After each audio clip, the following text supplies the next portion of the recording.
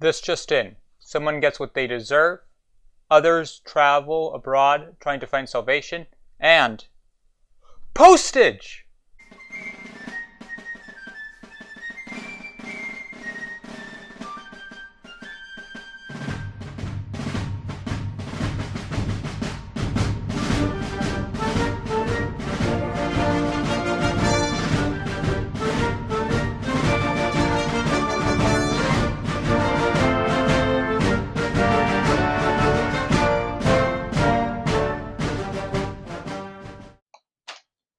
On the 11th, Brigadier General William Stark Rosecrans is promoted to leading the Department of Western Virginia, previously Major General McClellan's post, and this makes perfect sense.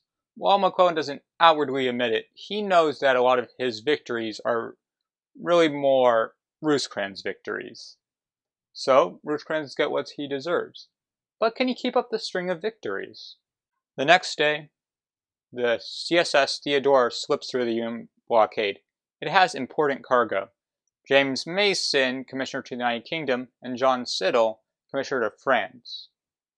If you remember a few episodes back, I asked, what good are these commissioners or ambassadors in North America?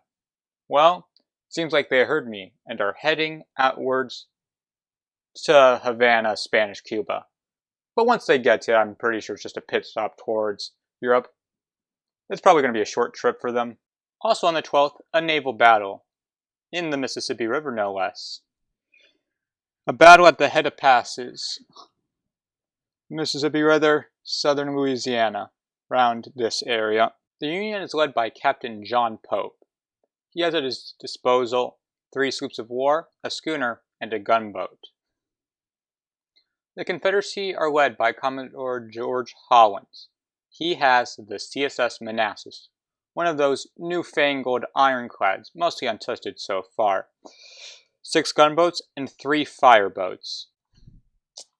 The battle begins as the crew of the sloop of war USS Richmond hears a loud crash. The CSS Manassas has rammed them, causing a giant hole that could possibly sink the vessel. And then, Hillen sends out the fireboats. Now, if they hit, they would not only just destroy the sloop of war, but could turn the CSS Manassas into a flaming coffin that will burn the crew inside it alive. But Hollins thinks it's worth it. The fire rafts are waiting for a signal by the CSS Manassas.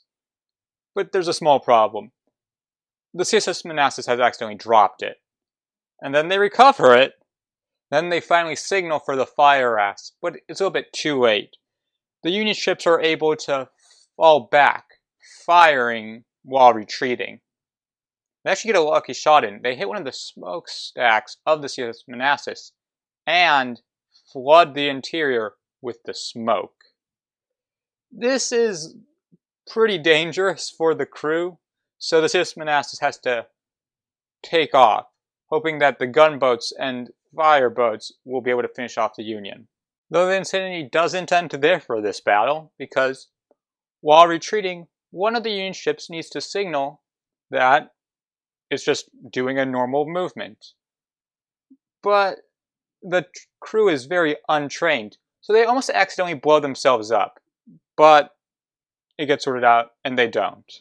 The battle ends with 2 of the Union sloops of war and one of their schooners, or their only schooner, being damaged, but not sunk. They are forced from the battlefield, so this is a victory for the Confederacy. And it's really all thanks to the CSS Manassas, a clear sign that the ironclads are like an Achilles on the battlefield, almost invincible, but for one part. God. Who thought naval battles would be so insane? Now, for all you stamp collectors out there, do I have good news for you?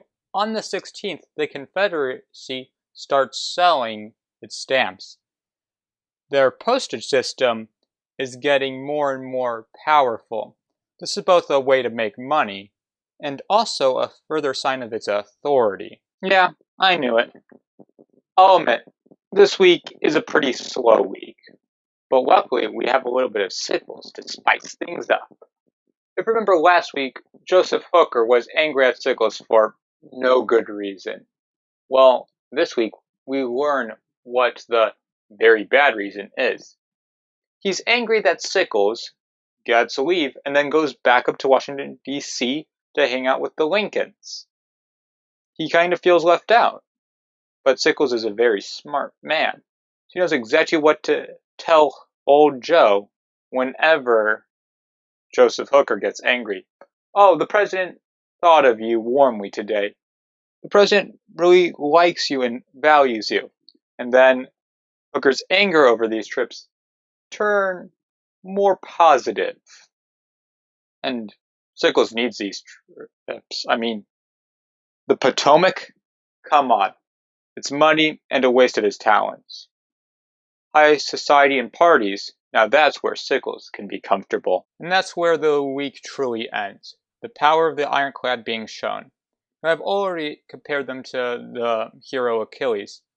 But maybe they're more than that. Achilles was brought down. I mean, sure they were able to wound the CSS Manassas, but how do you destroy a thing like that?